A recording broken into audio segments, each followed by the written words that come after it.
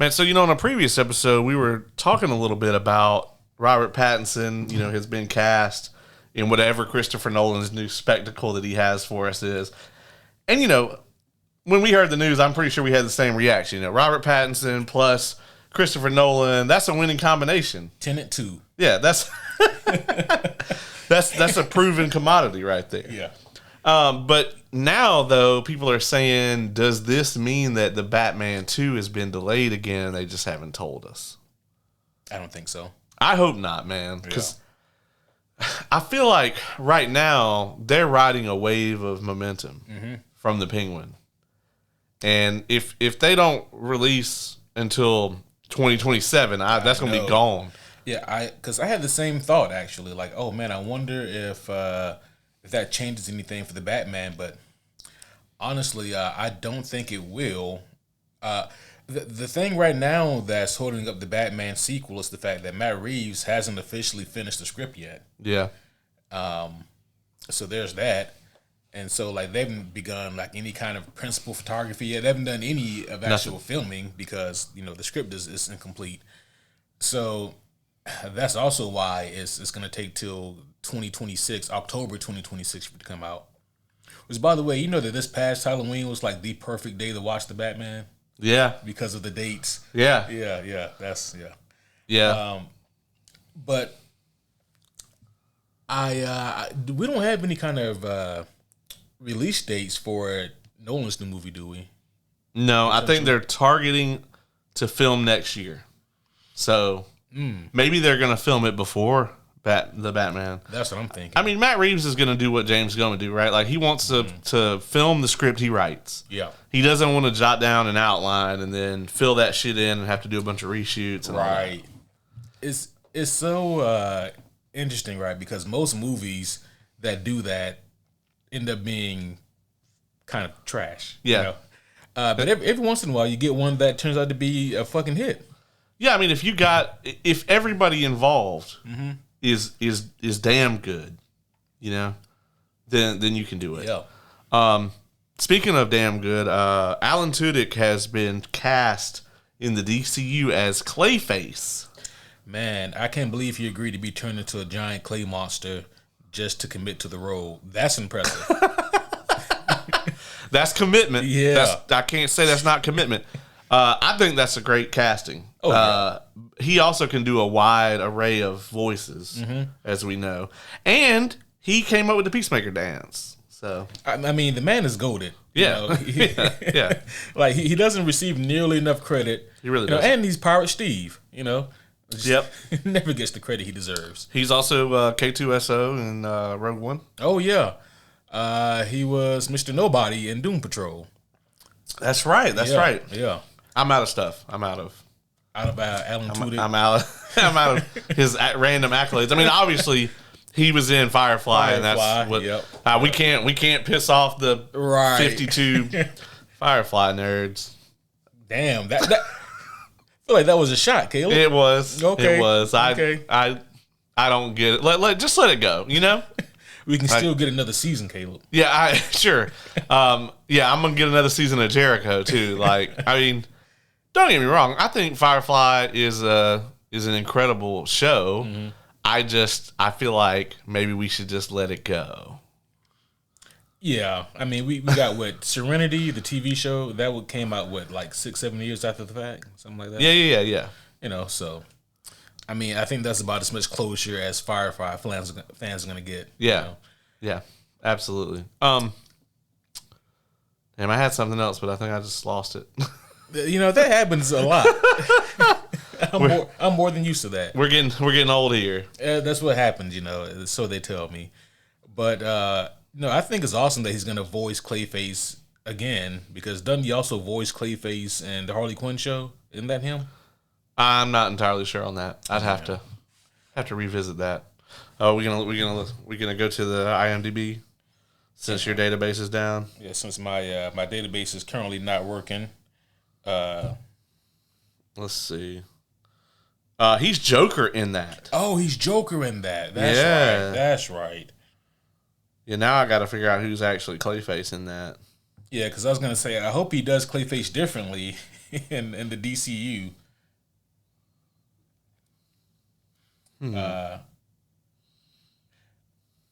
And also, like, when they said he's going to obviously do the voice for Clayface, or were they talking about something animated or something for like a live action project where Clayface would be CG?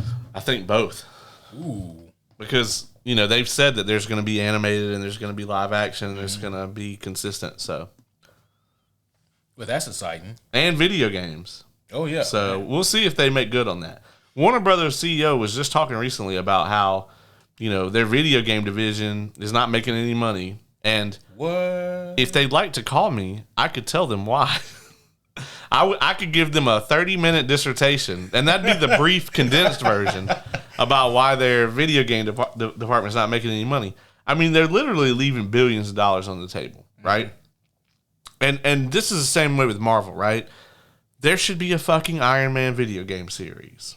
We should be on Iron Man 6, Lord of the Skies or whatever by now. Right. Yeah. They should be doing spinoffs. There should be an Iron Lad DLC by now. Yeah. We should have fucking God of War wrecked the concept of a Thor game. There should have been a Thor game already. There should have been. Yeah. They got the mechanics and everything perfect on the pulling the hammer back. There should be a Captain America game series. Are video games a bigger overall investment than movies? I think they are definitely a bigger overall investment. I think partially because, you're going to spend, if you make a great Iron Man game, you're going to spend $200 million on it. Yeah. And then, but also over the course of 5 years, 6 years, you got to have the infrastructure to do it, though. Yeah. You got to have an in-house game studio that's capable of churning this stuff out. And I think right now there's a real shortage in the game industry of developers who have the skill to churn that kind of stuff out. It's kind of shitty to be a game developer right now. Mm-hmm. When we were kids, it was like there were so many people that's what they wanted to go do, and they're off doing it and finding out that the working conditions are terrible. Yes. And that's a lot of the reasons why when I see these, they're charging us $70 for Spider-Man 2 and it's fucking 20 hours long or whatever. Right. If I knew that extra $10 was going to go to the people that made the game, I'd be happy to pay it. Yeah. But I know it's not. I know it's going into fucking Sony's back pocket. Absolutely. So they can churn out Morbius 7 or whatever. and I don't want to pay for that. Oh, shit. Listen, is there a way that we can troll Sony enough to give us a Morbius sequel? Let's troll them in if we rolled a 20 on this, the perfect troll would be we get them to not only make a Morbius sequel, but to double header the original with it so that they release it again.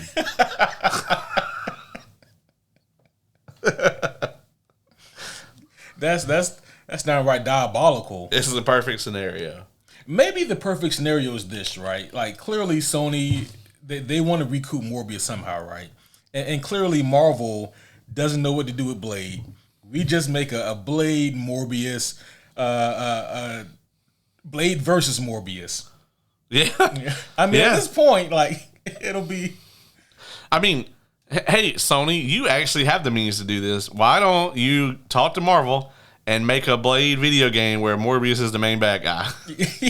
Yeah. You already own the rights to one of the characters, It shouldn't be that difficult. It should be. How long have they been trying to get this Wolverine game out? Bruh. If you think about it right now, we're halfway into this console generation. Mm-hmm. Maybe further. And a year ago, if you were to start working on a game right then, it would be for the new systems, the next gen. Yep. Because the development cycle is so long. So yeah, I think that's got to be a big part of it too. Is not only the money but the time investment. Mm-hmm. Because you can churn out 3-4 movies in the amount of time that you're going to turn out one really big video game. Yeah, and then it's just a huge resource suck making a video game. And I am not defending these video game corporations putting out these soulless live service video games that no one wants. That's been evident for years now. Yeah, well, because we know that Larian put out a game for $60 where you get everything. More people played the game last year than the year before, where it won Game of the Year. It's up like 31% on Steam. It's crazy. Last year or this year compared to last year, which is nuts, you know. And they're still putting out content and patches and everything, and nothing has cost any money. Yeah. And yet Larian is still making bukus of money off the game. So it just the biggest problem in the game industry is the greed. You know, it's we want to make this and microtransactions and you know, endless DLCs that should have been in the original game. I think that's what hurt Diablo 4, and they never recovered. Yeah, I mean, and Diablo 3 was really the same way. I mean, the only difference was that people liked Diablo 4 for like 2 weeks. When it came out. People hated Diablo 3 from like the second they installed it. I was there. Yeah, I was one of the fortunate ones, quote unquote, because I didn't play Diablo 3 until it came out on console, and by then a lot of the issues they had been smoothed over. That was like a year later. Yeah. They had gotten rid of the marketplace and all that shit. When I think about like the current slate of superhero video games, the track record used to be a lot better than what it currently is.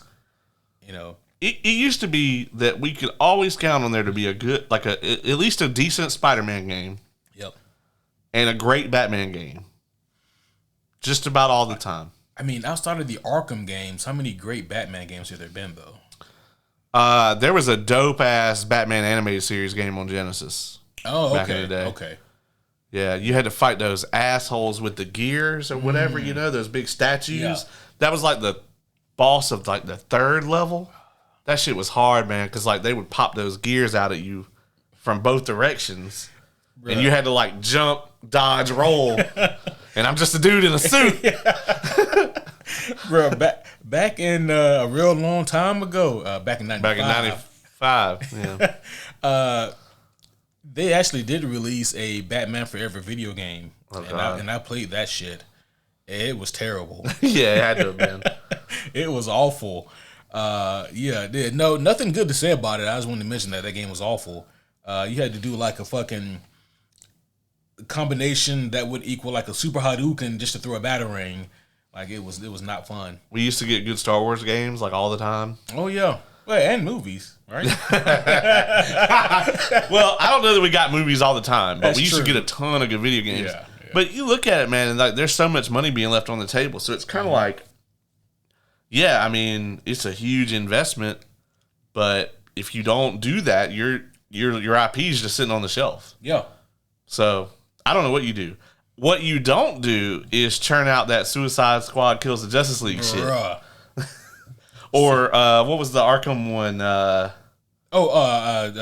Gotham Knights. Gotham Knights. Yeah. It's like, is the game or the show going to be worse? Flip a coin. Ooh. I don't know how to answer that. I never watched the show. I couldn't do it. Me either. I couldn't bring myself to do it. Apparently, neither could anyone else. Yeah, because that even CW was like, nah. Yeah, maybe this wasn't a good idea. Yeah, but they are still doing the Captain America Black Panther game. And I mean, right now all we have is like the jazzed up cinematic for that game. Right. You've seen it, right? Yeah. And I mean, like it looks good, but those always look good, you know. They've been saying we were gonna get a Wolverine game for 7 years or whatever. I mean, you don't have to look hard to find footage of that game now. No, you can download the whole thing if you know where to look. Well, not the whole thing, but what they had made so far. Mm-hmm. And I think the release date for that is next year, right? I'm pretty sure it's 2025. I think so, yeah. Yeah. Insomniac is on it. They are. That's crazy. They really are. It has been interesting seeing people kind of turn on Spider-Man 2. Welcome. Welcome. I've been here from jump. I was like, it's how long? Nah. Well, that's not even the thing that gets me about it, like the length. Hey, sometimes size doesn't matter. All right. The thing that got me was it was a lot. Like I did a whole review on it, and it was funny, right? When I did the review for the Spider-Man 2 game, I thought I was going to give it like a 9 point something, but when I really sat down and took my notes on it, I realized no, this is not. It's actually as good as I thought it was. It has really good high points. Yeah, but the low points drag it down. Yeah, very much so. I mean, I haven't played it yet. I'm waiting for it to come out on PC. Mm-hmm. When it comes out on PC, it's going to be $70. I ain't paying that shit. Yeah. So I'm going to have to get it on like a Steam sale after that. So it's probably going to be, the Batman will probably be coming out about the time I get to play Spider-Man 2. Right. So. Yeah. But with that Captain America and Black Panther game, it does look interesting, right? Like, I think it's... obviously, it's not T'Challa. I think it's T'Challa's granddad because it's during World War II. Yeah.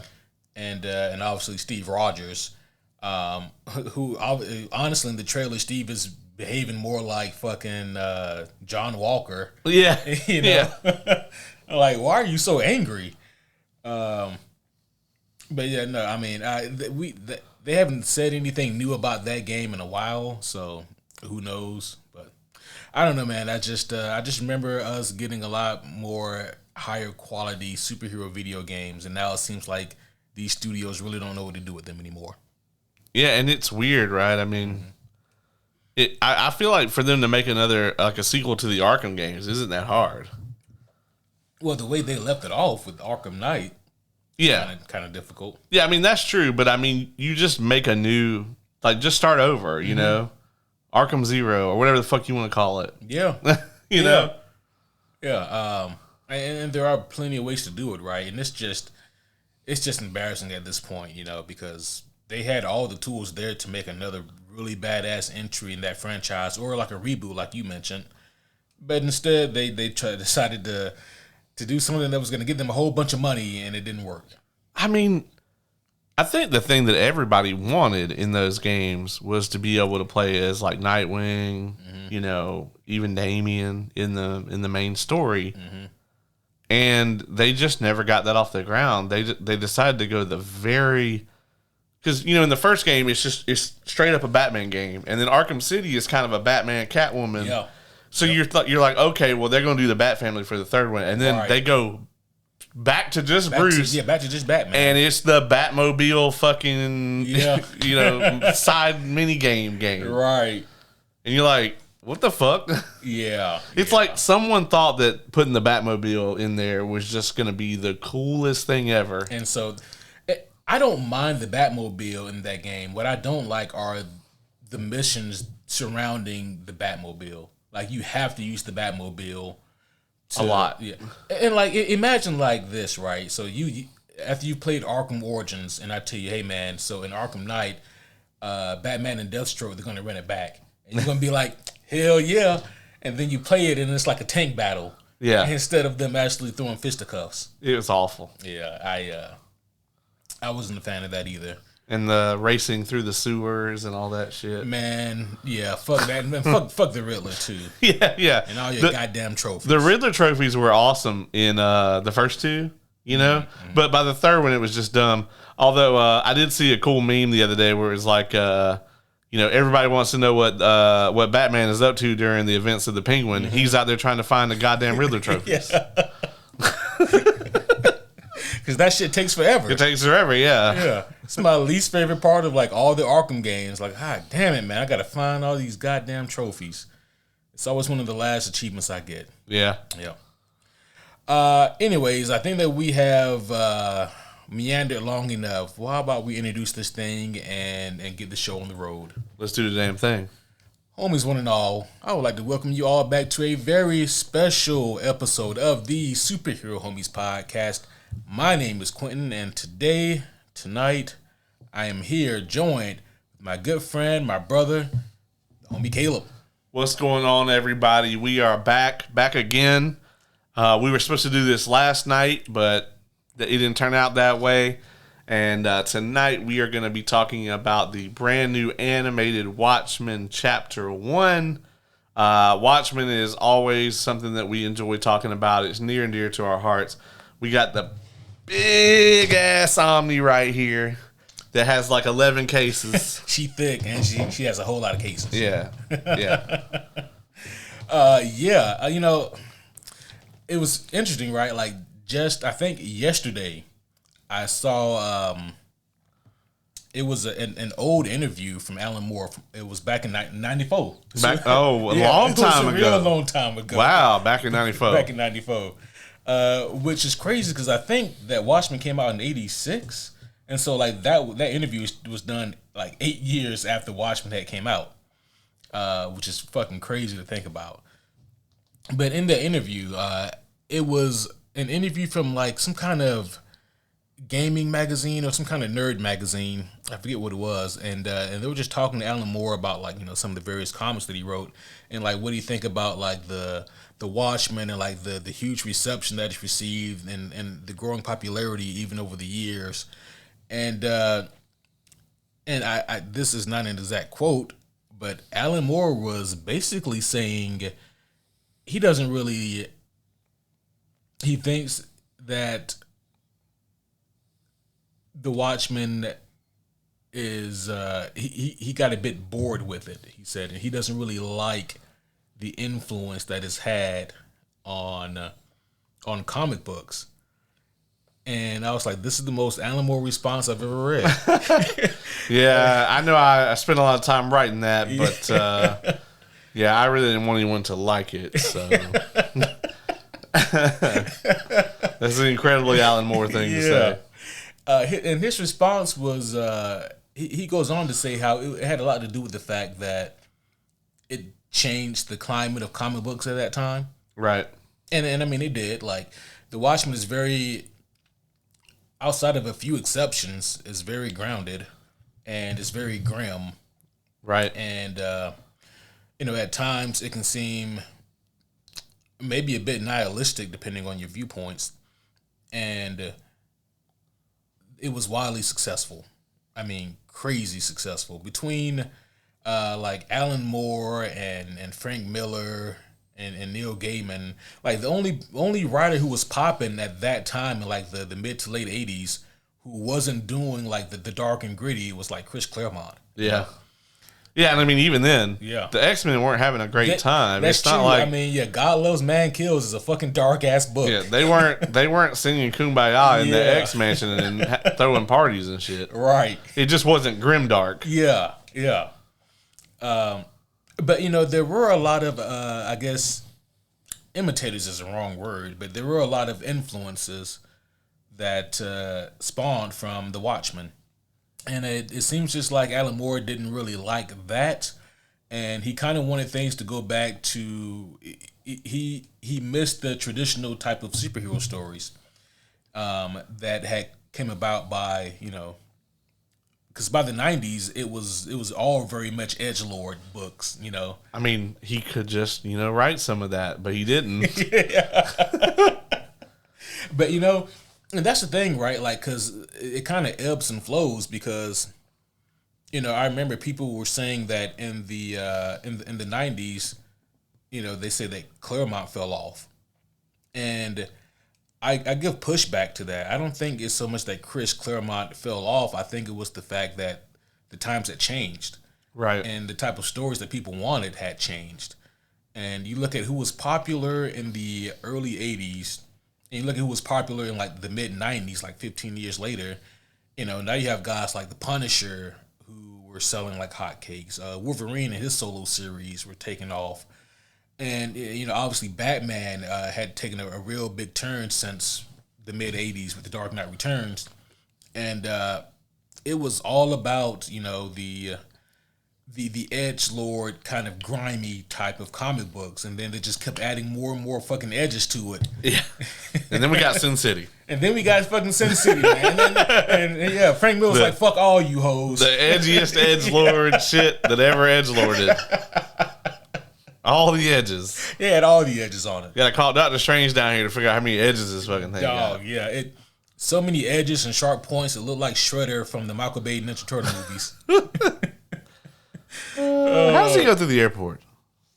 He can't, right? yeah. There's no way. How does he put all that on? Yeah, he's got to have minions. That do it carefully. Yeah.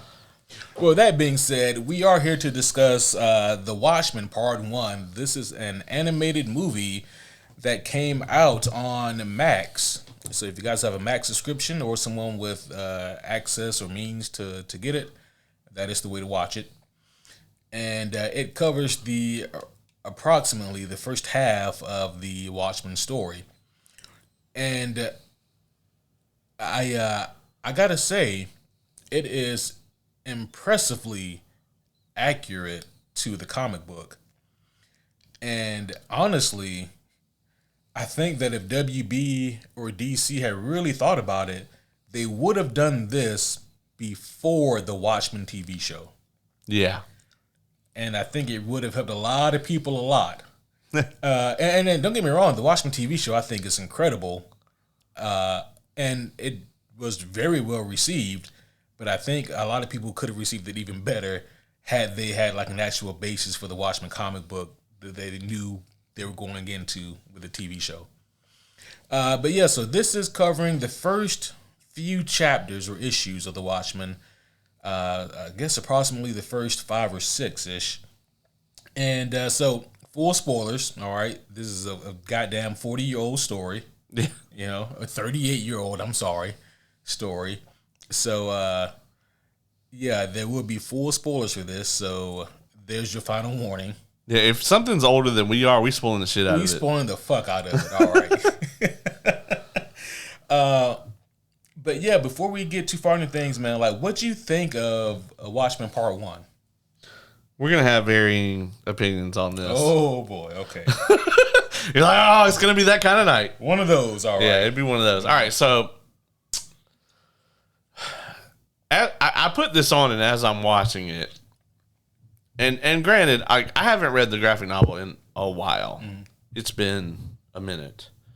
I don't know what I did last. Did I read the graphic novel last, or did I watch the movie last? I can't really remember. I know I did one of them before the TV show came out. Mm-hmm. I think I read the graphic novel. Okay. Because I think we said we found out that was the canon that the show was going off of. Yeah. So I'm watching this, and I gotta say, man, the first like 15, 20 minutes of it, I'm just like, why do we need this? Like, the Zack Snyder movie, I mean, this is shot for shot. I mean, the Zack Snyder movie, mm-hmm. for the most part, is shot for shot, especially in the beginning. Yeah. And this is shot for shot. Mm-hmm. I think the only thing that I really noticed is, like, the dialogue is much more, it's straight from the page. Right.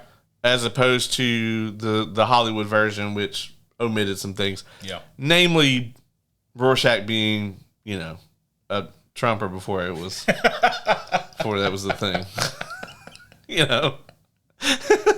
Another reason why we needed this before the TV show. Yeah, I mean, Rorschach was like such a far right mm-hmm. person even back then. Yeah. When that was a much crazier thing, because mm-hmm. I think America as a whole was a lot more conservative. Yeah. Both at the time that this was written mm-hmm. and at the time that the comic takes place. Yeah. So, there's a lot of that stuff that they left parts of that in the movie, but they did tone it down some. Whereas here, it's directly from the pages, and it is very evident. Like, Rorschach is not going around. You don't have to wonder how he feels about anything. Yeah, you kind of, and I do think a lot of people maybe romanticize Rorschach a little bit. And I love the Rorschach character, but in order to really have an appreciation for him, you have to understand what this character is all about. Yeah. In the movie, and I love the Zack Snyder movie, he is a little bit more. He's a little bit more cleaned up in that movie. Yes, because Rorschach does focus as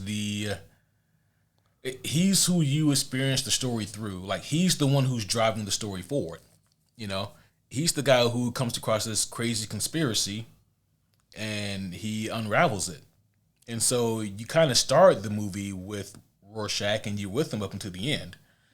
And so like they kind of had to make that, because so in that sense, Rorschach is kind of the main protagonist of the movie. Yeah.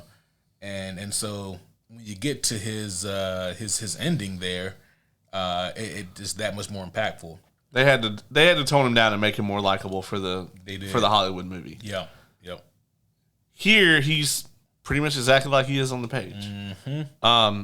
I'll be honest, I still don't know if I needed this. Like, if I'd never seen the Zack Snyder, right, and definitely if I'd never seen the Ultimate Cut, like the theatrical cut, I could see that too. But the Ultimate Cut of of the Zack Snyder movie, I think this is damn near shot for shot for most of it. I think there's maybe a 2 to 3% difference in the first 20 minutes. And we've said it for years that movie is much more accurate than people give it credit for. Yeah, and Christopher Nolan has talked at length actually about how he feels like if this movie came out 10 years later, it would have made $1 billion. Yeah, because at the time this comes out, 2008, 2009, 2000, yeah, 8 or 9. I think it's 9. Mm-hmm. Let's see. That sounds right.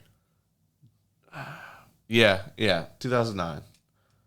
I think if it comes out actually even later than that, I think if it comes out after Endgame, when people have had, because at that point the casual audience understands the concept of superheroes.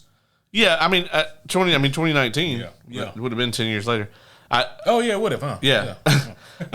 So yeah, I think, but I think if it comes out anytime after Justice League.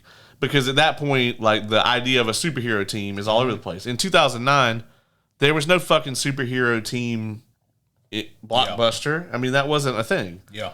But, that's very commonplace now. I mean, we have all of them, Right.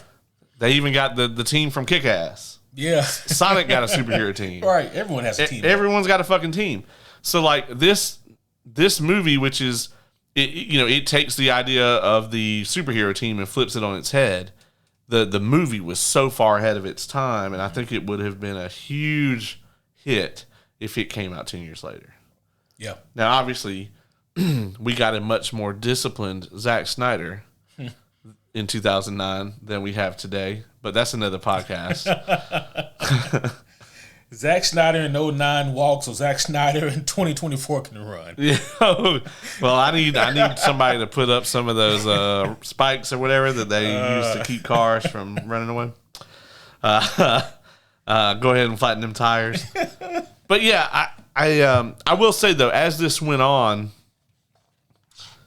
and especially once we get into Dr. Manhattan's monologue, I thought that was so well done. I think that if I'm being honest, like most of the scenes with Night Owl and Miss Jupiter are like shot for shot from the movie. Yeah, I'll say this: it's to the point, right? Like I've read the graphic novel a lot, and it's to the point, right, where I find myself quoting them. Yeah. And because like it's just. It's exactly what you expected. So yeah, the diner is different in the movie. It is in the live action than it is in the comic and the and that's such a superficial thing, Right. This city really likes balloons, the hot air balloons or whatever, the blimps and all that shit. They do, and that is one thing, right? It gave me pause when I watched the animated movie because I was like, the first time we see one of those hot air balloons. It's when Rorschach, he's scaling the comedian's apartment, and you see one in the background, and I was like, I don't remember that. And I just flipped through, and that is not there. Yeah, they added some. I was like, they added some of these. That's a weird choice. It was a very weird choice, right? And I'm trying to figure out exactly, is it a message about consumerism? I don't know. I don't know. But I will say that I started at, why do we need this? Mm-hmm. And then I liked it more as we went on. But I don't know that I'm still 100% convinced that I needed this version. I like the animation a lot. It reminds me of like a mix between Arcane and Spider-Verse. Both, kind of ahead of their time. That they're both like at the forefront of animation, I feel like. Yeah. Spider-Verse 2, I didn't really like the cell shading bullshit in the first one. It hurts my face. But yeah, I think that's kind of what they were going for, was more of a Spider-Verse feel. And it's hard to blame them. It made a shit ton of money. Yeah. I'll be honest. It took me a little bit to get acclimated to the art style here. Because on one hand, it looked like Dave Gibbons' artwork. But on the other hand, the colors threw me off, right? So, like, you can flip through the book and you can see panels that are, exactly from the movie that you just watched, but the colors are different. Like, they're much more muted in the book. Yeah, for sure. And they're a lot more vibrant in the... Well, that kind of, that I think just comes down to a 40-year difference, Yeah. I think this would have been, I think the muted colors in that would have hurt my face also. I think it would have been harder to watch. Well, I think that there's a way you can do it where it doesn't look like it's a 40-year-old, animated movie, but it just looks, I don't know, it's something about the art style in it. I like that it was kind of simplistic, but on the other hand, it felt like it was also, it just took me some time to warm up to it. It kind of does the 2D and 3D mix, right? Like, you obviously have like a 2.5D kind of background, and then you have certain objects, mainly your main characters, that are more three-dimensional. And I've seen that art style work really well, like it does here, and I've seen that shit look horrible. So I think they do a good job with it. Maybe that's why they just added a bunch of the blimps. Maybe they were like, we're just going to show off, that we can do this. Right. I was like, how does the Gunga Diner have a big-ass blimp? Yeah, right. That seems expensive. It does, right? Like, that's really cutting into cost. Yeah. Yeah, so obviously, this is a mystery story. Yeah. For those of you who have completely no idea what The Watchmen is about, I mean, first of all, it's kind of a lot there to unpack. But The Watchmen is about a group of people who used to be superheroes until there was an act passed in 1977 called the Keene Act, passed by Senator Keene. And that act basically prevents anyone from being a costume vigilante, and those who are would be persecuted to the fullest extent of the law. And you can still act as a vigilante if you essentially register with the government. So it was like the Superhero Registration Act, but like 30 years before Marvel did it. Yeah. And only 2 people decided to do that, apparently. Only 2 people decided to do it. One was the comedian, and the other one was Dr. Manhattan. And that's if you want to consider him a person, And but everyone else retired except for Rorschach. He said, "No, fuck that, dog. I'm gonna keep doing me." Yeah, and got away with it for a very long time. Long time. Spoiler alert to like the world's smartest man to get that motherfucker arrested. Yeah, I will say the opening fight is way better in the live action. Yeah, they definitely fleshed that shit out a lot more in the live action movie. Yeah, it is. It's brutal. It's fantastic, though. Although, I one thing that they didn't do in the live action that they do here is they have him thrown against the glass multiple times, and it's like foreshadowing. You're like, you're even though we know what's going to happen, you're kind of on edge a little bit. Like, is it going to break? Oh, he hits it. Oh, it didn't break. I really like how they did that. Right. And then finally, he just says "fuck it" and just like gorilla press slams him out the window.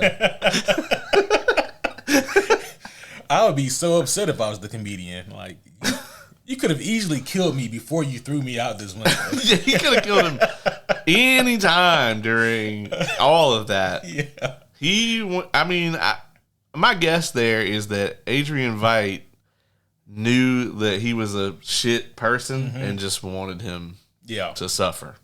And the comedian is definitely a shit person. Oh, God, yeah. He's one of the worst. Yeah, I mean, they cut the line from from the live action that is here, where he basically says like the comedian was like the most intentionally amoral person I ever met. You know, it's like he just, you know how we do that thing where like everybody, you know, we say everybody's the hero in their own story or whatever. He's not. No. He's like, fuck it. He's like, you know, the world sucks and I'm going to be as shitty as I want to be. Right. And that's how it is. Yeah, that's how it is. Because to him, none of it matters. It's all a big joke. Right, yeah. Yeah. Yeah, the comedian, even though he dies at the beginning, he's such a pivotal character. Obviously, there's his blood-stained smiley face button that Rorschach finds, and that is kind of like the universal Watchmen symbol. Yeah. I mean, it's still persistent in DC Comics now. Yeah, the button. The button. Yeah, so this starts off as a murder mystery. Who killed the comedian and why? You know, obviously Rorschach, him being a stand-in of like the Question from DC Comics. Yeah, fun fact: Alan Moore originally wanted to use all DC characters for the Watchmen. For whatever reason, that didn't pan out, and so he ended up just creating his own characters. In place of Dr. Manhattan was going to be Captain Atom. In place of Rorschach was going to be the Question. I think Night Owl might have been Batman. Probably. Yeah. I mean, it's close enough. Right. But yeah, that was the original idea, but for whatever reason, it didn't pan out. And I think it's for the better that way. Yeah. You know? Agreed. It would be weird to think about this being successful while he had to stay within the lines of those characters. Right. And also DC would have slutted it out way more. Yeah. You know. Who was the comedian going to be? Who was the comedian going to be? The Riddler? I mean, I don't know. Like a grimdark Riddler? I mean, we already know what that looks like. So. Right. Yeah, I don't know. Well, probably the Joker, right? The Joker, right? Yeah. It would have had to have been the Joker, I'd imagine. Yeah. Mm-hmm. Interesting. Yeah. Huh. But and I'm sure that he changed some story elements when she realized he couldn't do DC characters. Can you imagine somebody showing up, like the Question shows up to the Batcave, he's like, hey man, somebody threw the Joker out of like a 40 story window. Batman would have been like, yeah? Or what? Fuck yeah. Thanks for letting me know. Yeah. I'm about to go have a party. All right. I'm about to go throw a party right now. Right this moment. Don't you want to know who did it? Nah. Not really. not unless we're planning on inviting them. Right. Makes me wonder who Alan Moore would have used for Adrian then. Oh, yeah. I mean, would that have been Thawne?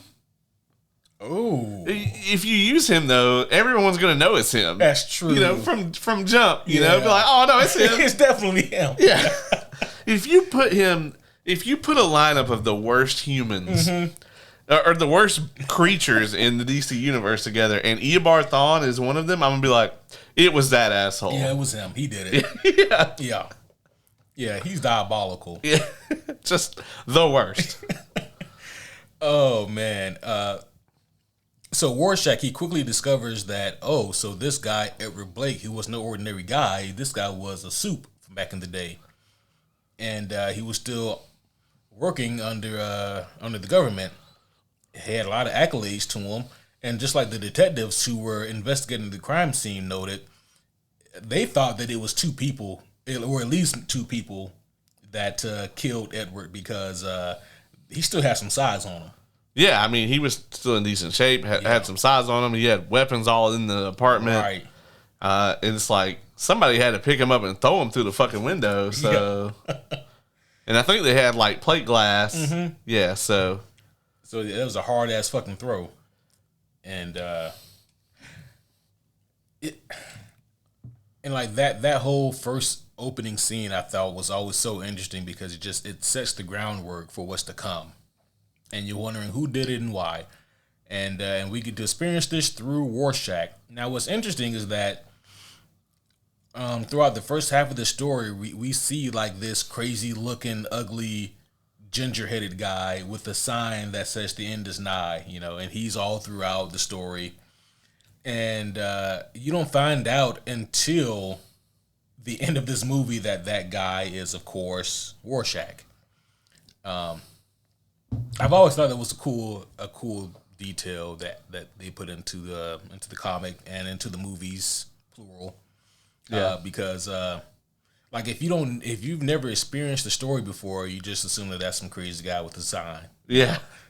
Yeah. And you're half right. It is a crazy guy with a sign. I mean, yeah, it is.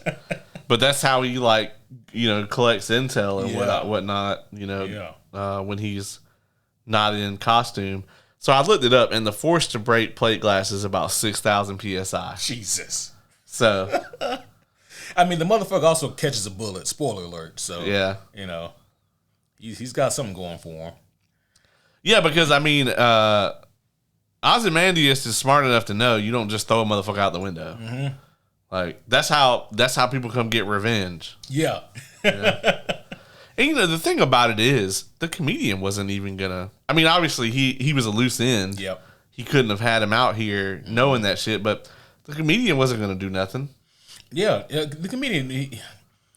We find out at a later point, right, that he on a drunken bender he goes to Moloch, a reformed villain, and he just starts spilling his guts out. Yeah. Talking nonsense, Moloch can't make heads or tails of it, but it's basically the comedian talking about the crazy shit that he saw that Adrian was up to, and that it's too late, like we're all fucked, but he wasn't really making any sense. He wasn't going to do anything. Do you think Ozymandias knew that he knew before then? I think so. Yeah. I think so. I think with as knowledgeable and as paranoid as he is, he probably looked at the flight logs to see were there any planes or charters that went over the island and who was on it. Yeah. And once he saw that the comedian was on one, he said, "Oh, well, about to go toss this motherfucker out the window. Been waiting to do this for a long time." Right. Man, let's talk about the two night owls here. We have Dan Dryberg, who was the most recent night owl, and then we have the OG night owl as well, Hollis Mason, who is kind of telling old tales back from the 40s to Dan, and there's a real mutual respect there between the two. Dan Dryberg, who is from Atlantis. It's crazy how this motherfucker back in 2009 or whatever played Night Owl, and now he's playing Orm, or he was playing Orm. He was playing Orm, yeah. It's a deep cut, folks. Very, very much a deep cut, yeah. I mean, hell, the comedian is Bruce Wayne's dad, if we want to keep it going. Yeah, that's true.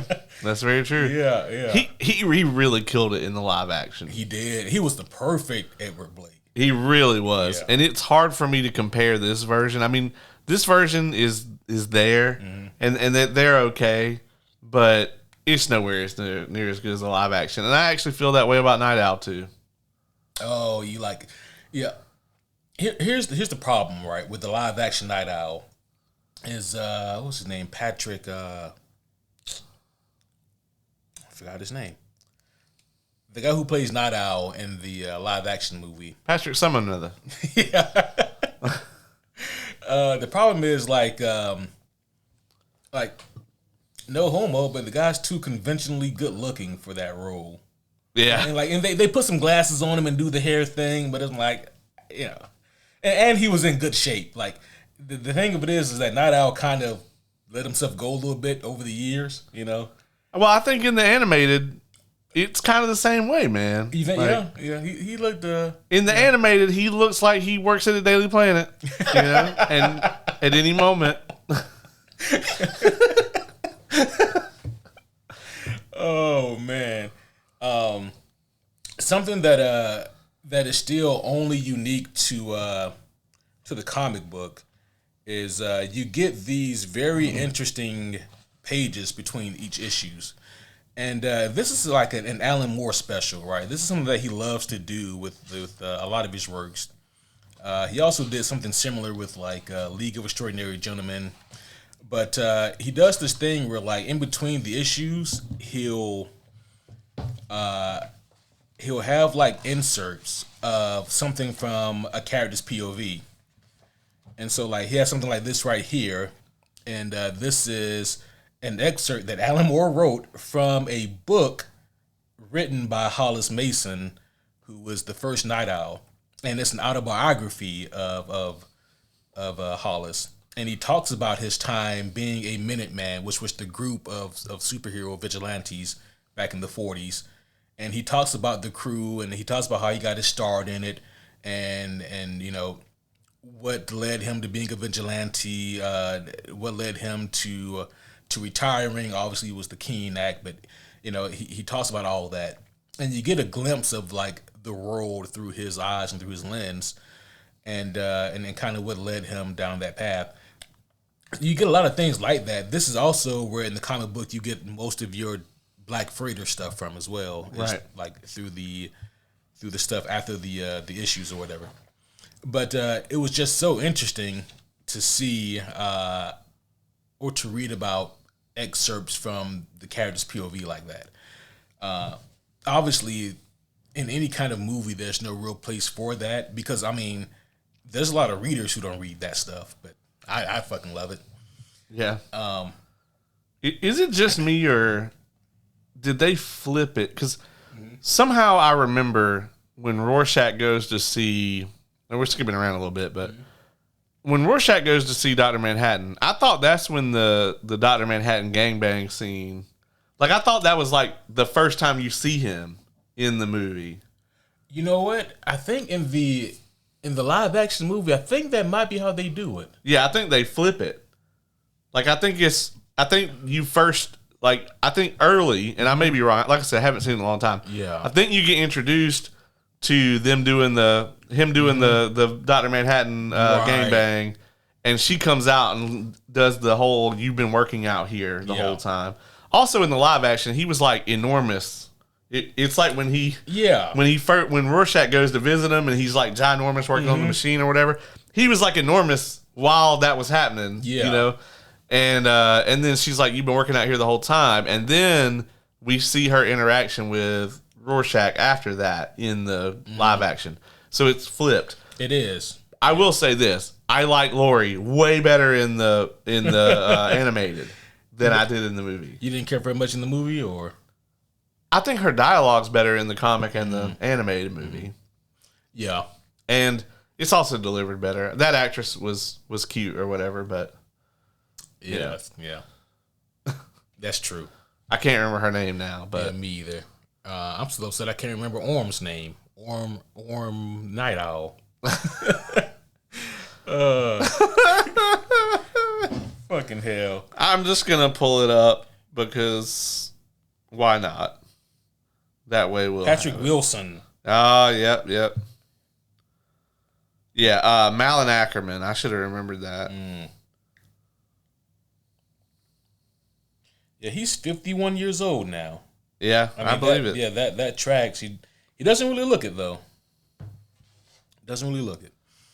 Yeah.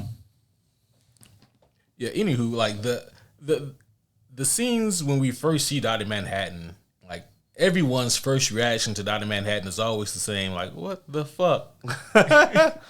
Yeah, I mean they bring the dick out a lot earlier in the live action movie than they do in here. I imagine there was still probably like a dick limit, even with it being rated R in the live action. Probably, you know, before Euphoria came in, it was just like, you know what?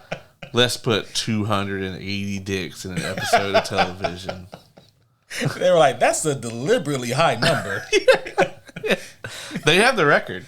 Really? Yeah, the most number of dicks in an episode of television. Euphoria holds the Guinness World Record for it. Well, I think we can top that. and nips. And nips, yeah. You know? Dick and nips. Gotta get that product placement. That's right.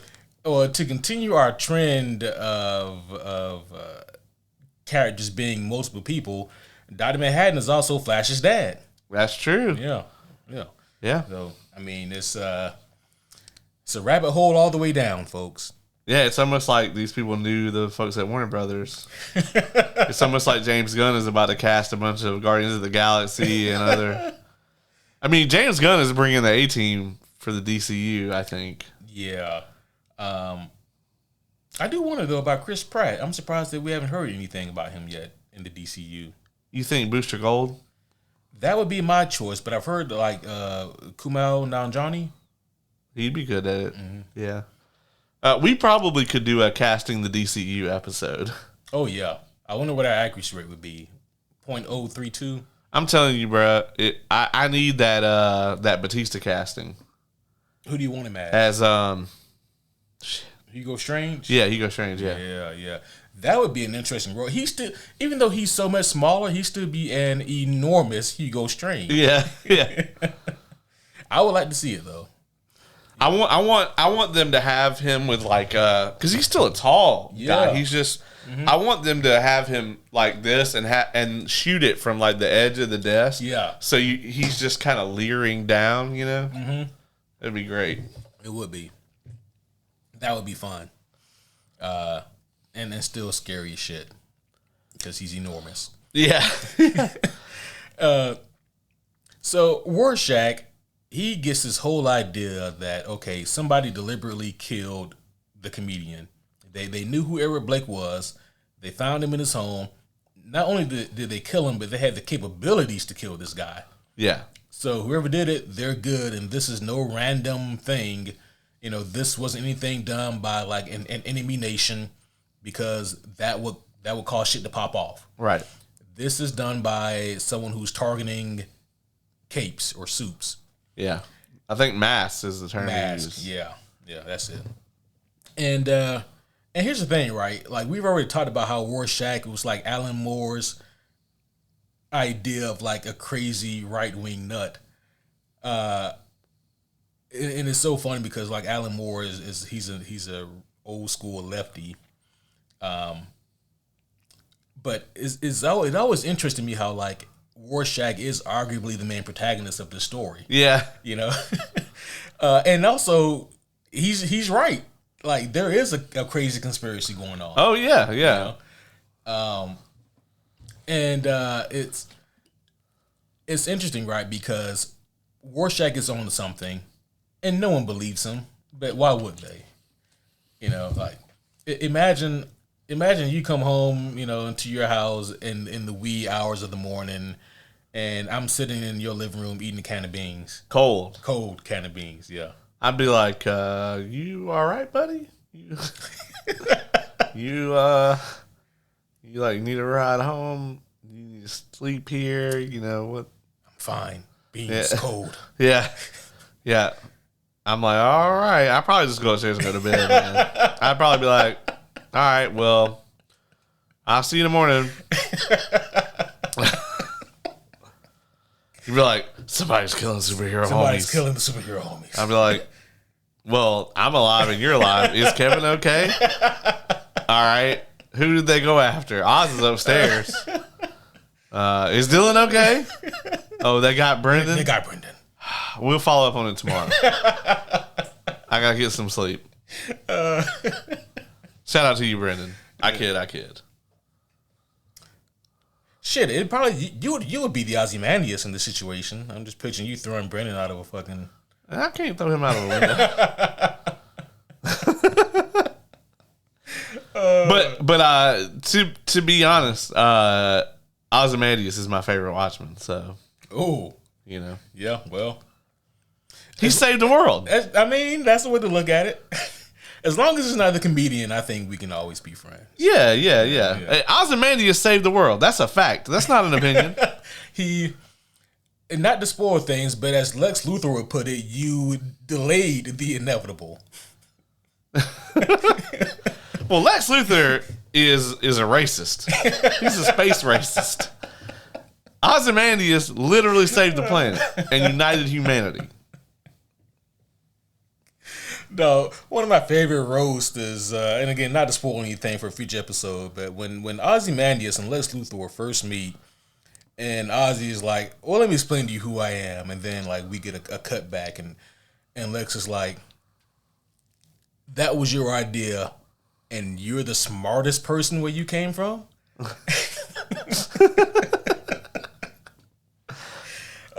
Yeah, no, that shit was great. We'll talk about Doomsday Clock here at some point, folks. Yeah.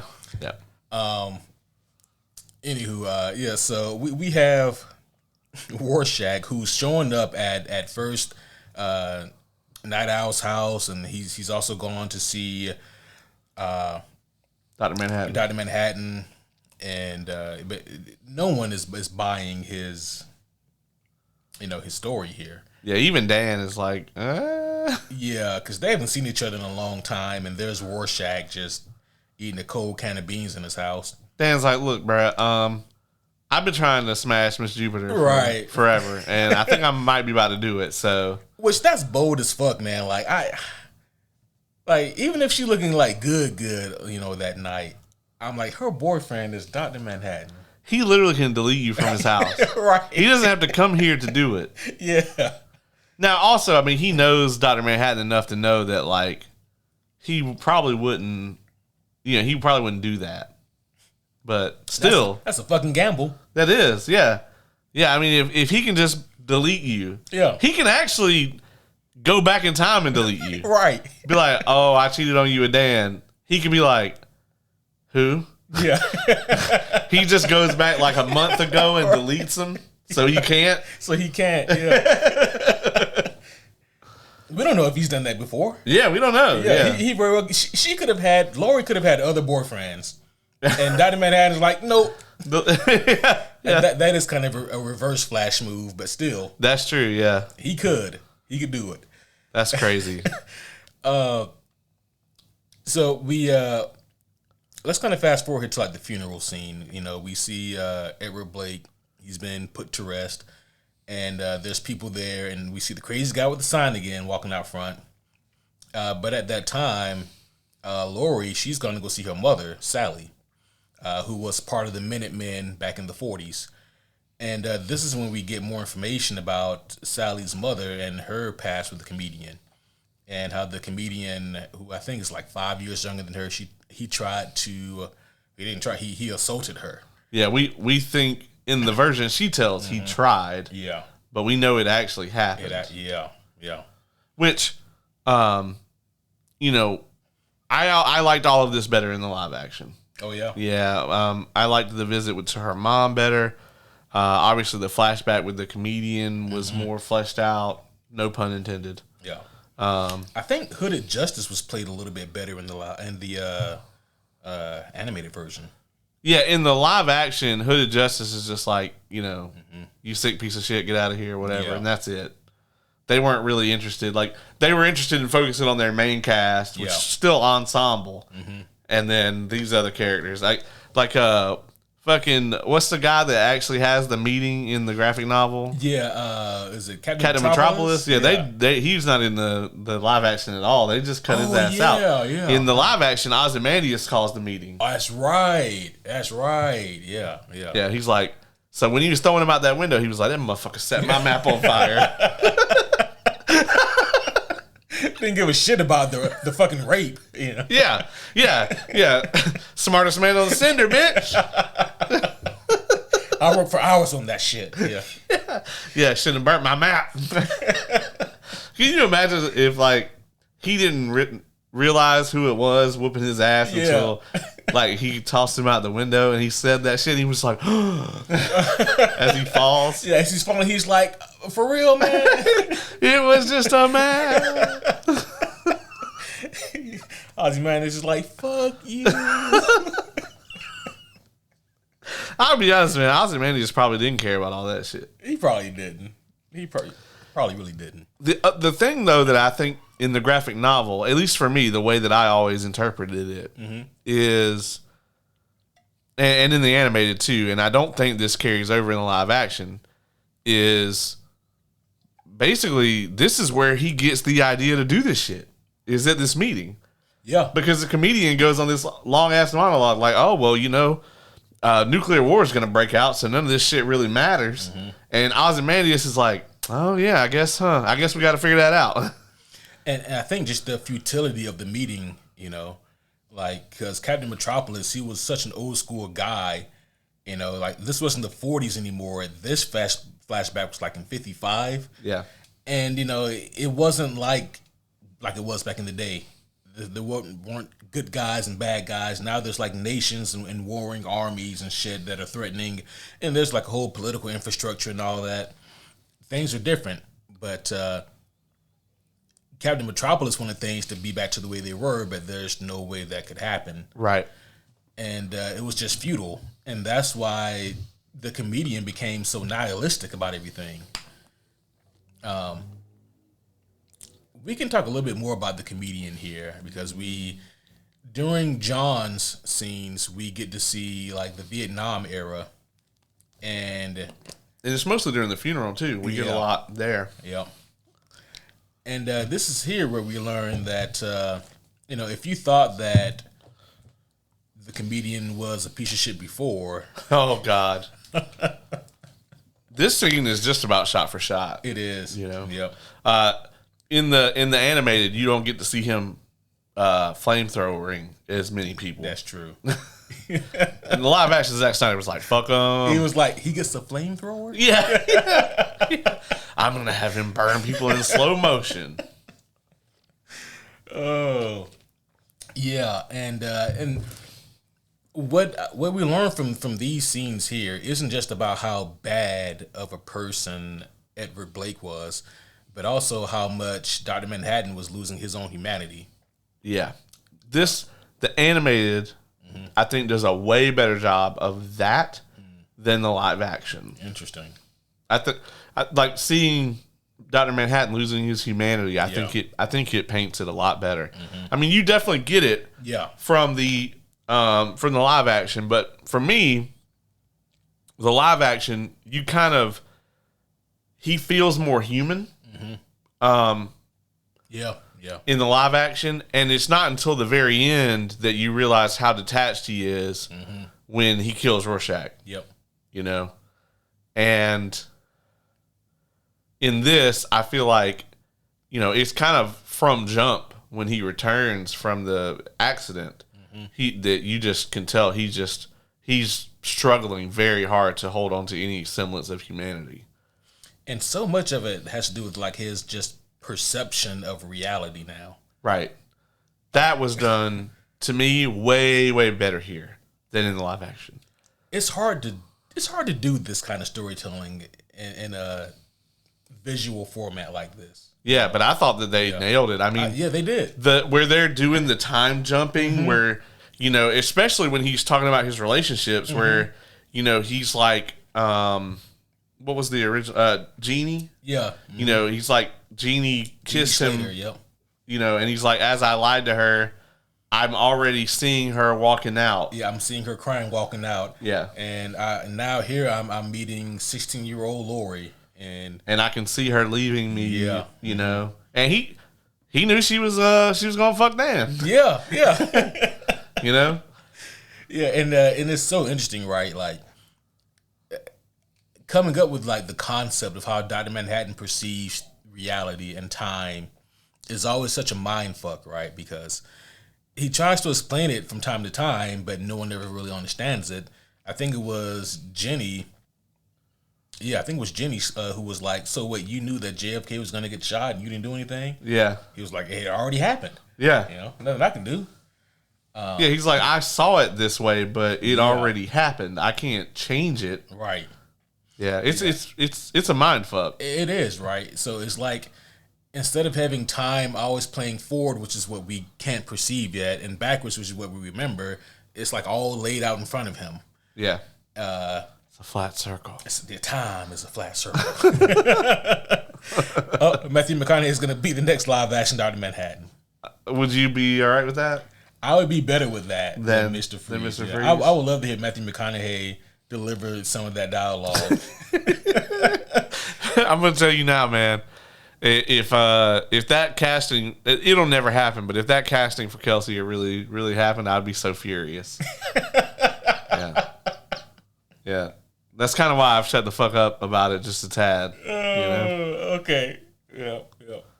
I don't want The Rock to play anybody. He could be Ham. I'd be all right with that. No, you wouldn't, because Ham would have like the biggest role in that movie. Oh, that's true. Yeah, they would kill Kielser off like halfway in the movie, and then Ham is gonna. They're gonna gender bend Ham anyway. Oh, that's what I heard. Yeah. So we're gonna get big old thick muscle mommy Ham. I'm sure you'll hate Hollywood. that. Oh, well, absolutely. Yeah. That. How fucking dare they?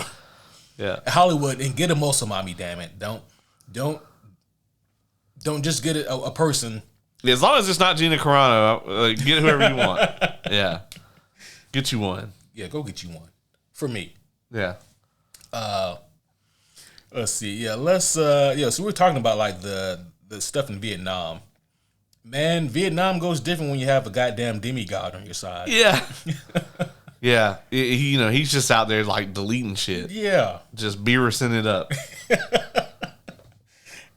Not really feeling one way about it or another. Meanwhile, Edward Blake is having the time of his life. And eventually he is confronted with one of the locals there who is pregnant with his child. And being a rational thinking person, you might assume this is when he begins to grow a heart. It's when he realizes the mantle of fatherhood and the wonderful responsibility that it could be. Instead, he shoots her in the face. Well, let's be fair now. Okay. All right. She had the headphones in, listening to Hit That Bitch with a Bottle on repeat. And then she did, in fact, hit that bitch with a bottle. And I think, if I recall this correctly, in the live action, she breaks the bottle on the counter and then cuts him with the handle. Whereas in this it's just she straight just bottle to head. He busts that shit over his face. Yeah, straight fucking bottle to head. Like, god damn. I'll be honest, man. If somebody hit me with a bottle that size, I mean, that bottle was like the size of Junior here. Yeah, it was a big ass bottle. It was a big ass bottle. I had a gun in my hand already. I might shoot them out of just immediate flash of anger. It goes to show how fucking tough the comedian was, right? Because like he stayed on his feet when he hit with that bottle. Yeah, if somebody hit me with a full bottle of that size enough to smash it like that, I don't think I'd be on my feet. Yeah, but that's how he got that big ass scar on his face. Yeah, in case those of you were wondering. She did say he was gonna remember her. Yeah, and he fucking did. Yeah, so I'm looking here, and actually, no, she does break it first. Yeah. So the live action, is more accurate to the comic there, because in the animated here, I noticed she just smashed. Like shit. Yeah, like you said, she was listening to the song on full blast. Like, yeah, I just hit that bitch with a bottle. Then he shoots her, but it is so performative of Dr. Manhattan, and the comedian calls it out. Yeah, because Dr. Manhattan is like, Edward, no, don't. Yeah, and obviously Edward shoots her, and he's like, man, fuck you. You could have turned the bullets into steam, or you could have turned the gun into whatever. You could have turned the bottle into, but you didn't. Yeah, you sat there and watched. Yep, you sat there and watched. And, you did. The story of John Osterman, who would become Dr. Manhattan, is always so interesting and heartbreaking. Because you can argue that John Osterman died in that tachyon chamber and never came back.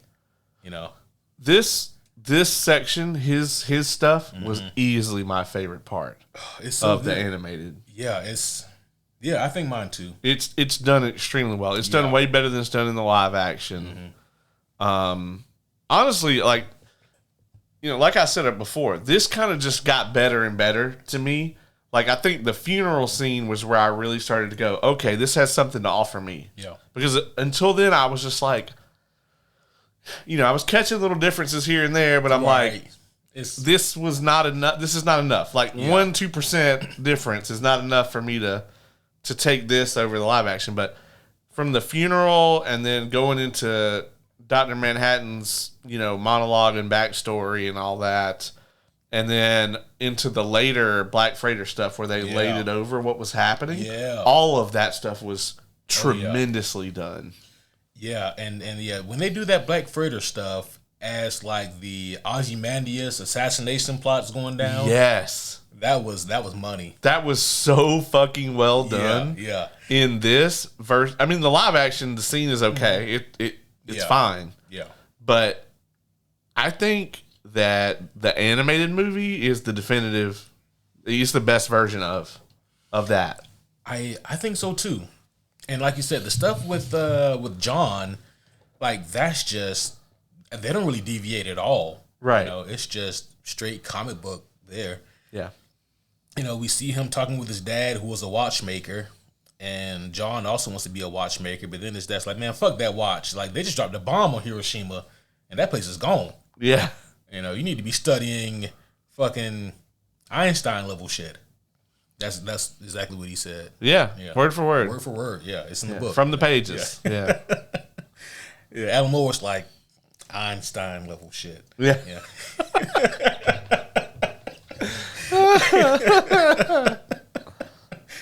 And so he does. He always wanted to be a watchmaker, which is obviously very ironic considering his perception of time now. And that he's a watchman. And that he's I was like, press it.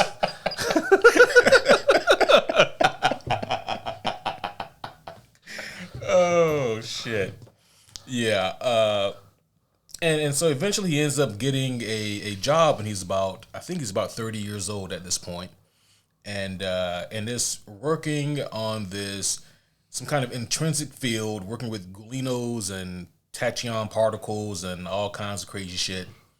And this is where he meets Jenny Slater, the woman who would be the love of his life, that life. Yeah, until his death. And they hit it off quickly, and they fall for each other. She gets her watch broken. He says, "Hey, I can fix that for you," and he does. He goes to give it back to her after he fixes it, and he realizes he left it. He must have left it in his lab coat. Who the fuck? Y'all ain't got a closet anywhere in this facility? Right. Who hangs their lab coat up in the fucking tachyon chamber? They have a closet, but it's in the tachyon chamber. Yeah, it just seems like an odd place to put it. You know what I mean? To me, this was like in the 50s. OSHA wasn't really a thing. So yeah. Oh shit! He goes to retrieve his lab coat, which was hanging in the tachyon chamber, and that goddamn door closes, sealed shut.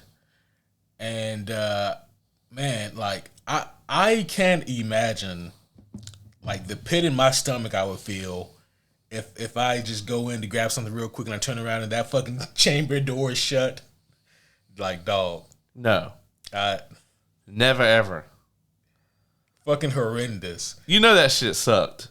And what sucks also is like just the wait. Like it's not instant. Like I have to wait for the countdown and then I'm gonna and then it's gonna tear you apart at a molecular level. Yeah, man. And I've always loved this scene. I loved it here too, but I also really loved it in the live action movie when you see him just get obliterated. Yeah. It's a terrifying scene, but very impactful. Because that shit had to have hurt so immensely for a few seconds. Bruh, that shit had to have sucked. Yeah, I mean, I don't know what it's like to be pulled apart at a molecular level, but it doesn't seem like it would be fun at all. It doesn't like it'd be fun at all. Yeah, no. Apparently, what also wasn't fun is him trying to reconstruct himself over the next couple months. Yeah. That also, like, I would have had to change jobs if I worked there. Yeah. Yeah, when, like, this random, freaking skeletal system just shows up in the hallway. Yeah. I show up as a muscular structure and yell for 30 seconds and disappear. Like, what the fuck?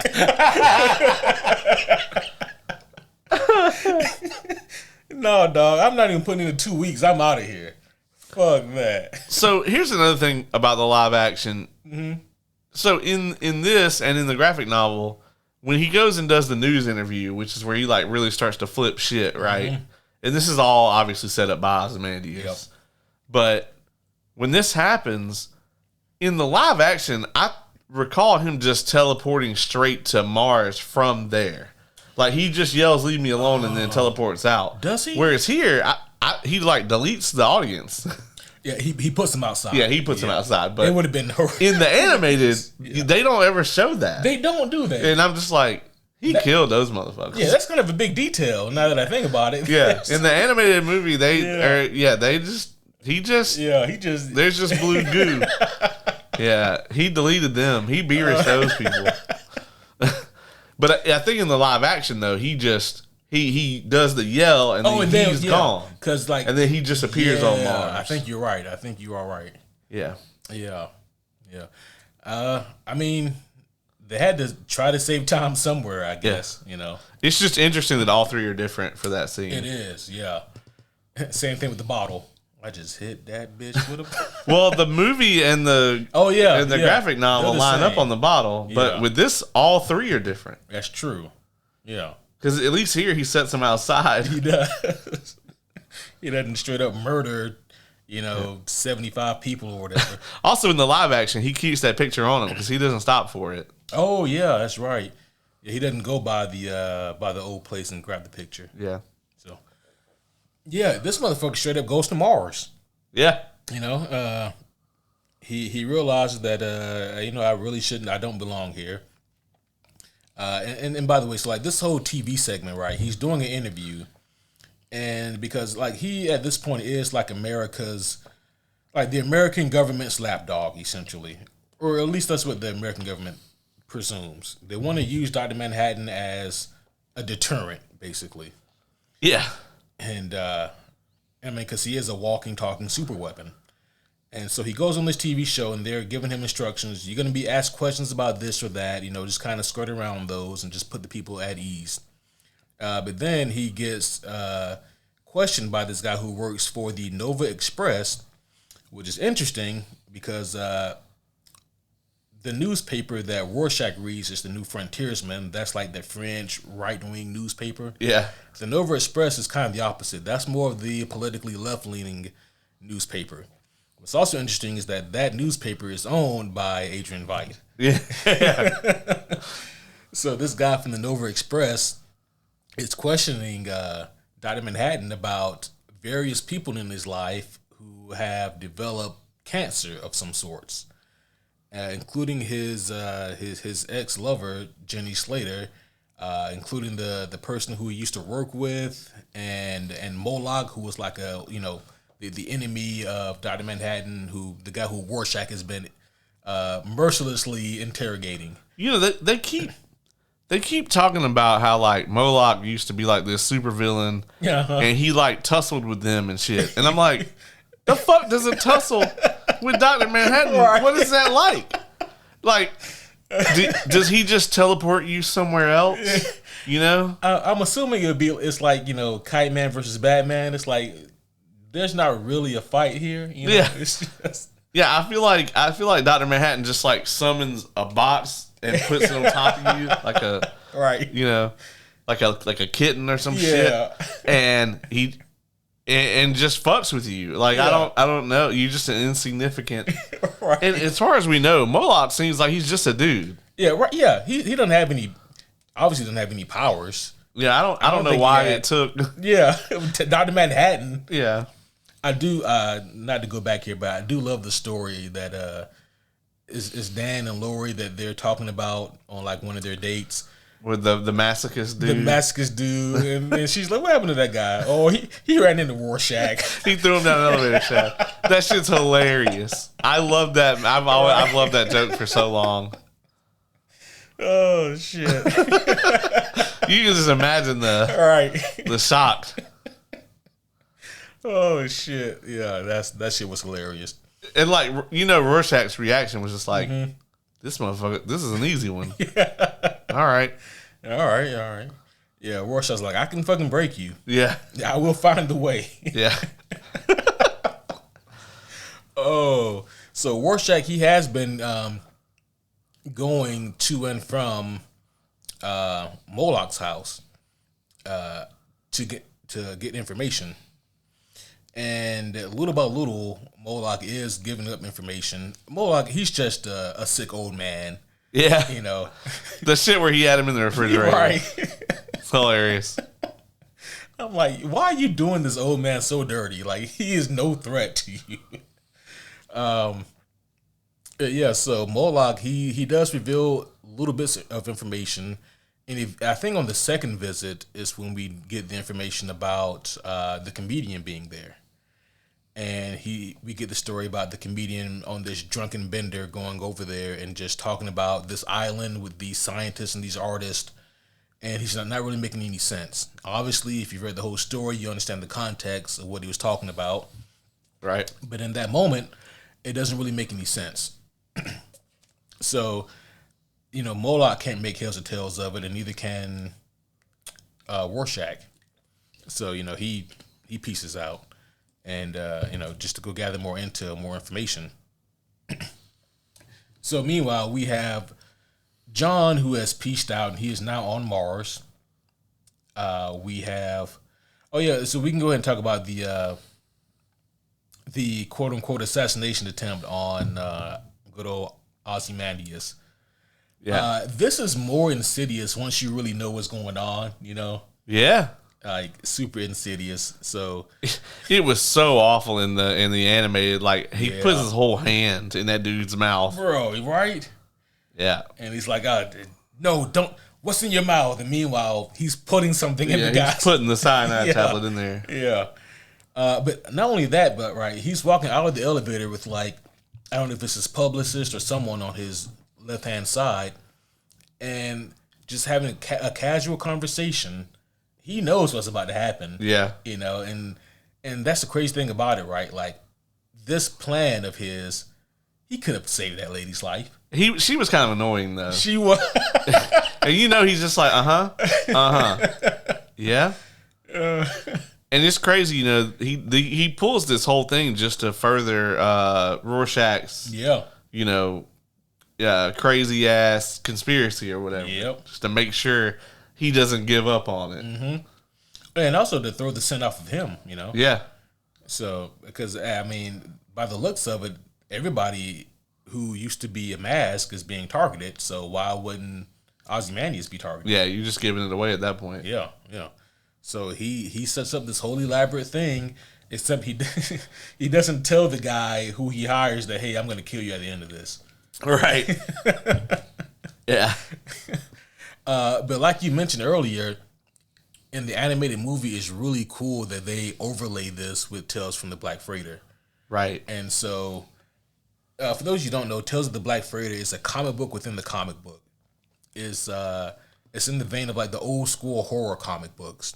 And it's about this guy who gets shipwrecked, and there is this derelict, fucking haunted ass ship. Think like fucking Davy Jones, but more demented and creepy. Like, just a crew of undead skeleton monstrosities sailing the seas, and they're heading towards the protagonist's home place, hometown, or whatever. And this guy who's been shipwrecked, he has to find a way to sail to his hometown and to protect the people before that ship gets there and destroys everyone. And Tales of the Black Freighter is all about what he has to do to get that done. So he strings together, bloated corpses of his dead crewmates to make a raft to sail out into sea, snatches a seagull out of the air and eats it raw because he hadn't eaten in days. He has to drink seawater even though it makes him sick. He's attacked by a shark. And this is all before he even makes it back to the derelict ship. Like, raw seagull probably doesn't taste good. Probably not. Probably not. Especially, he didn't like clean it or nothing. No. He just bit in. Bro, it still had feathers and shit. Yeah. That bitch was still squawking. Right. Yeah. So he's not having a good time. It was very clever of them to overlay this with the Ozymandias stuff here. Right. It's tremendous. Yeah. Because I've always assumed that Tales of the Black Freighter was kind of like a metaphor for Ozymandias. Yeah, him killing the shark and like letting the other sharks eat it is 100% what Veidt's doing with this assassin. Yep. Yep. Yeah, that poor guy, he died terribly. Yeah. That guy. So Rorschach at this point, man, he's very confident in his theory. It's a conspiracy theory. But we do need to go back and talk a little bit about Dan and Laurie, because Dan, he's basically like, I'm motherfucking in there now. Oh, yeah. And he's not even worried about Dr. Manhattan at all. Yeah. I mean, but at this point, he knows Dr. Manhattan pieced out, but I mean, he could always come back, Yeah, I mean, is he not everywhere, That's true, yeah. I mean... Isn't he more of a force of nature now than a person anyway? That is extremely true. Laurie, she's like, yeah, so since John isn't there on the base anymore, they kicked me out. And I'm like, that's hilarious, but fucked up. Right, yeah. He ain't even been gone that long. Right. It's like they were like, oh, he left? You got to get the fuck out. Yeah. And she's like, where am I going to stay? And he's like, He's like, I know a place, actually. Yeah, actually, there is a place. Yeah, She's like, well, your couch isn't really that nice. No offense. He's like, I ain't saying nothing about no couch. Or pulling out. Yeah. Oh, shit. And, so she agrees, So, Dan right now, man, he's high-fiving himself, Man, how do you follow Dr. Manhattan? Bro, I don't think you do. Because, he can, make that shit the exact, size and shape that she wants. He can set himself to vibrate mode. Yeah, or anything. Or anything, yeah. Come on.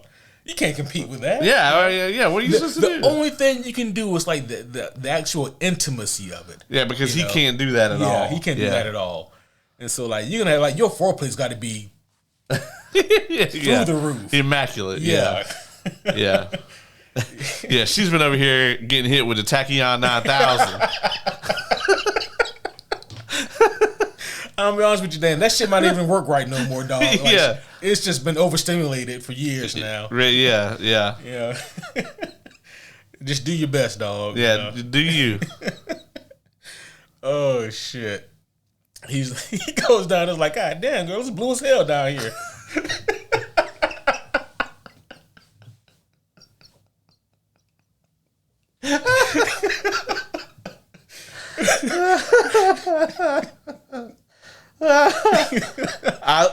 That reminds me, I love that you posted the clip of me just breaking Lauren during the Bro, I had to post that, right? Yeah, this is for the Mistborn review. You guys should definitely check that out.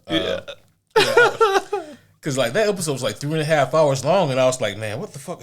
What's good to clip and what's too spoilery? What's And I was like, oh, I definitely got to post this though. You got some good clips out of that one. Yeah, I've seen a few. So that shit was hilarious. Oh my gosh, yeah. And you're like, that's so disrespectful. Because it is, man. You don't accuse a man of eating corn on the cob the long way. You at least gotta have some evidence, right? You can't just put that on somebody. Dr. Manhattan could do it. He could. And if he does, oh well. Yeah. He doesn't have to eat. He doesn't even have to eat. That's true. Oh man. All right. Derailed us there. Derailed us completely. That's what happens here on this podcast. So Rorschach, he goes. Moloch apparently leaves him a note, as he says. He's like, yeah, meet me. I have some information for you. And Rorschach goes there, and he's like, "All right, so what do you want to see me for?" And fucking bullet in his head. Yeah, and the murder weapon on the scene. And Rorschach's like, "What the fuck?" And the police pull up. They've been tipped off. They know that Rorschach is there, and Rorschach is like, "Motherfucker, I've been set up." Yeah, I fell straight for this shit. Yep. And there's really only one way out and one way in. Well, Rorschach makes his own way out. But, yeah. But he does his damnedest though, man. Because like, here's the thing: the cops, they have a weird sense of respect for Rorschach because they don't just send like 1 or 2 cars, you know. I feel like they've maybe tried to apprehend him before, right? And I'll be honest, I would not want to go after this motherfucker. No, absolutely not. But they go in there after Rorschach, and you know, if you guys have seen the movie, then or the live action movie, then you know how this goes down. Rorschach, he puts up a fight, and he's able to do all right. But once he gets out that window and hits the fucking ground, they're all over him. Yeah, they don't give him a fucking chance. And I imagine flaming spray paint to the face has to be awful. Gotta be, yeah. That's gotta suck. Yeah, immensely. Because this is gonna be stuck to you, right, on fire. But yeah. So Rorschach, he eventually jumps out that window. He hits the pavement. He tries to stumble to his feet, but those fucking cops are all over him. And obviously they apprehend him and they take his mask off, and we get the line, "My face, give me back my face." And that's when we realize that the crazy man with the sign has been Rorschach this whole time. I enjoyed him, but I gotta say, Jackie Earle Haley he was perfect. He was perfect. Perfect. Yeah, there's no competing with him. Yeah, he absolutely just decimated that role. Just tremendous. I mean, like, how do you find someone who looks that much like Rorschach and then also can do it? Can do it? Yeah, like that was incredible performance by Jackie Earle Haley. He killed that role. Yeah. I mean, there's. I don't think anybody's ever gonna outdo it. No. The voice actor here was fine. Yeah. You know, was that Troy Baker? Who did he? Troy Baker. It sounds like it could be Troy Baker. Let's see. No, Troy Baker was Ozymandias. Oh. Katie Sackhoff is Lori. Oh, that I knew I recognized that voice. She's famous for playing Bo-Katan in everything. Mm-hmm. Titus Welliver voiced Rorschach. Oh, okay, I know this guy. I had to pull up a picture. Troy Baker was a few people. Troy Baker was Ozymandias. He also was Benny Anger. Oh, okay. Damn. Yeah. Yep, I see that here. Yep. Oh, Yuri Lowenthal had a small role in this. Yuri Lowenthal is the voice of Spider-Man in the latest video games. Oh, yep. Phil Lamaro is the comic book narrator for Tales of the Black Freighter. That tracks. Yep. Interesting.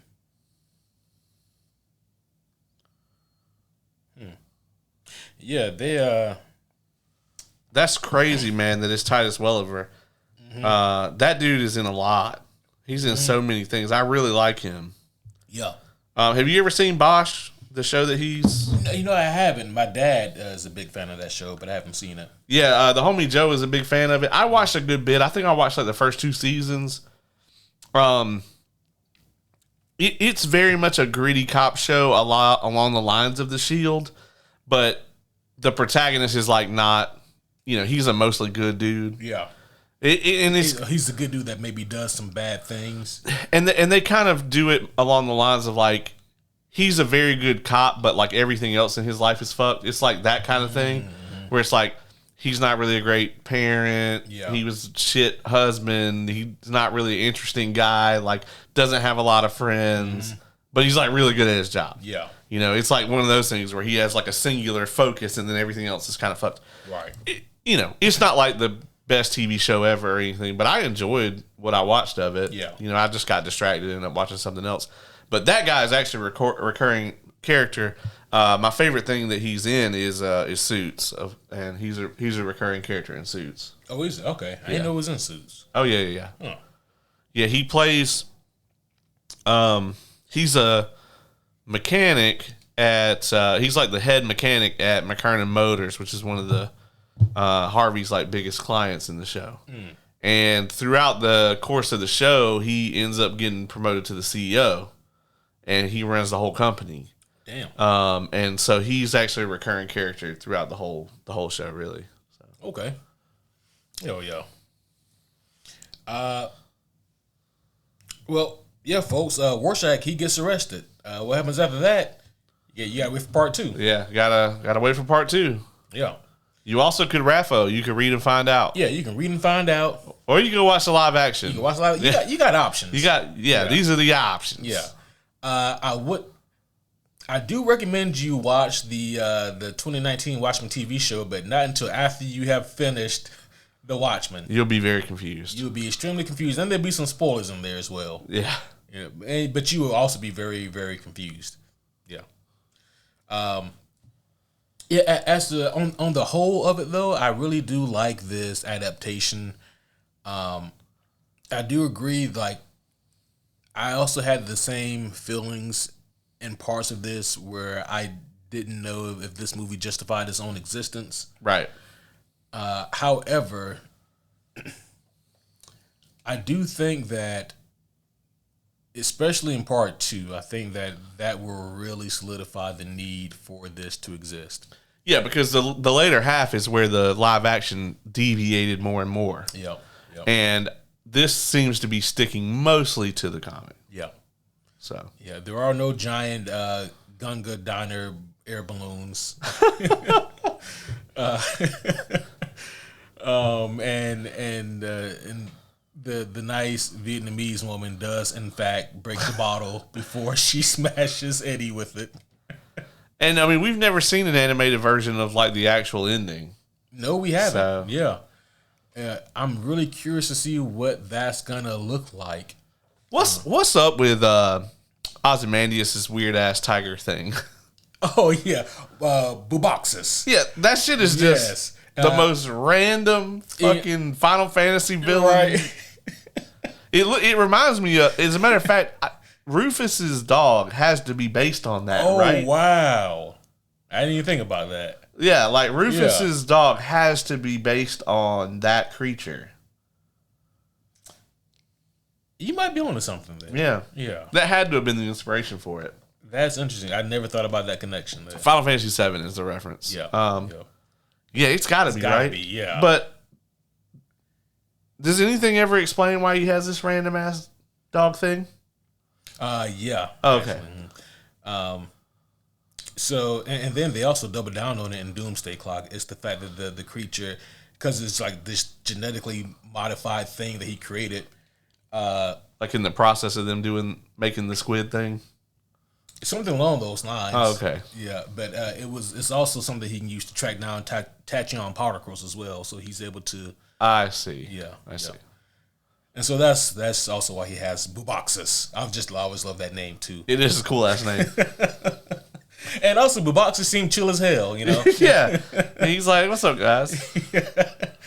I kind of always wanted to see Rorschach fight that thing.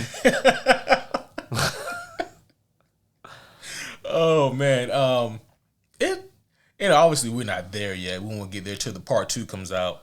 But man, like just seeing like the fighting differences between, like, you know, you have Rorschach and Night Owl versus Ozymandias, you thinking they're gonna get him, bruh. Nah, dog. That motherfucker is so goddamn good. Yeah, I mean, he was insane in the live action. Oh yeah, he was basically the Flash in the live action. Yeah, and he was strong as shit. Yeah, his costume was way cooler in the live action movie. Yeah, it is. His costume looks almost as bad as fucking Luke Cage's original costume in the comic. Come on.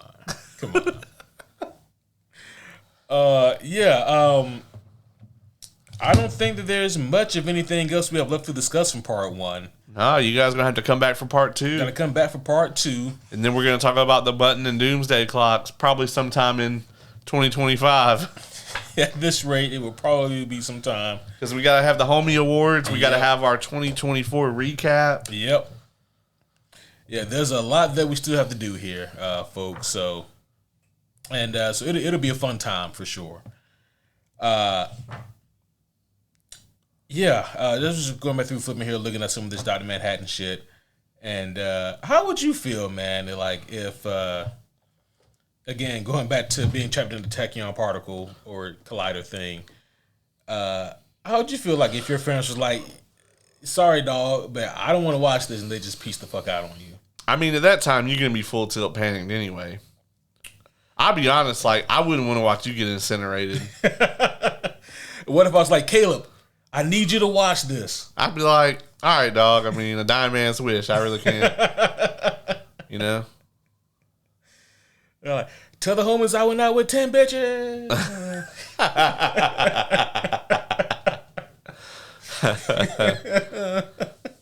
Oh, my God.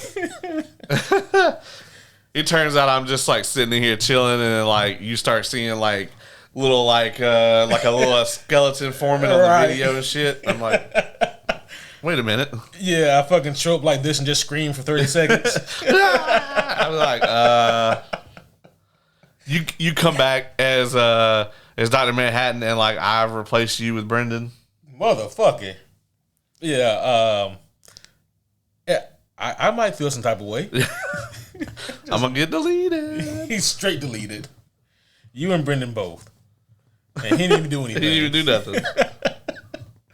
All right, man. You got anything else for the Watchmen Part 1? Nah, man. It's late as hell. It's cold as hell. So, you know.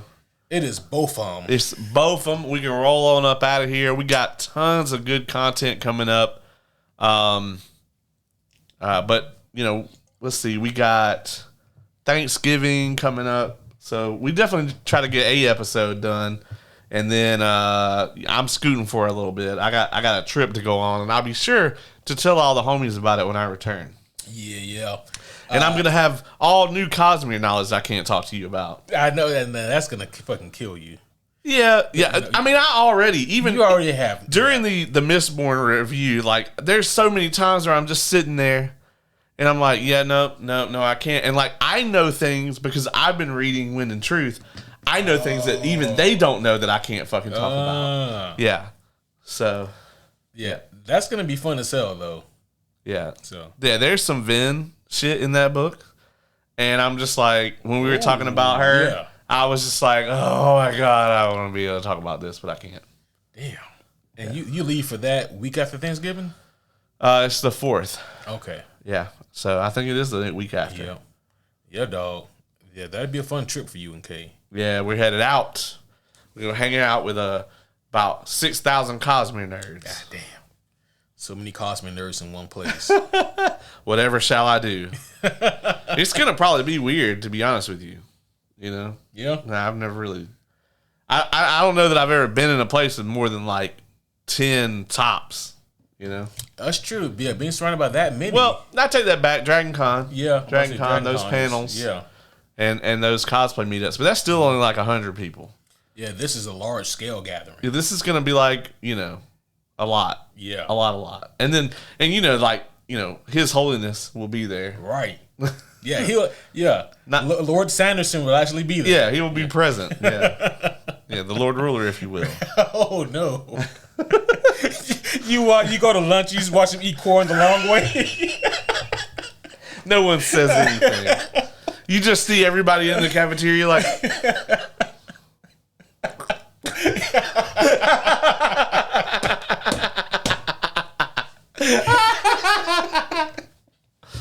All right. That's it, folks. We're sorry. Yeah, we're done here. All right. Well, homies, thank you guys again for tuning into this episode. It has been a blast. We will see you guys again very soon. But until then, my name is Superhero Homie Q. And I'm Superhero Homie Caleb.